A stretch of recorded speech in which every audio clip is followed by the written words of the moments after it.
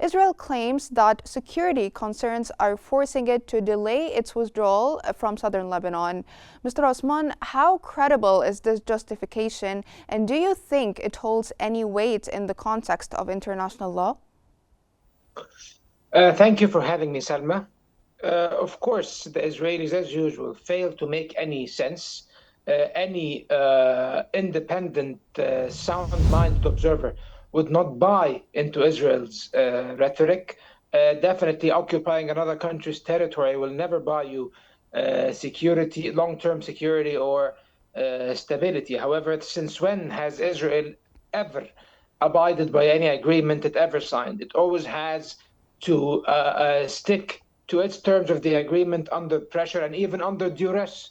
Sometimes they have to be forced to abide by those agreements. So as for credibility, no, they have no credibility whatsoever, because the primary thing that is impeding the implementation of the ceasefire agreement in its entirety, which comes within the context of Resolution 1701, is Israel's failure to evacuate all the territories it occupied in Lebanon in its latest war, which started on the invasion that started at the beginning of October and ended on the 26th of November.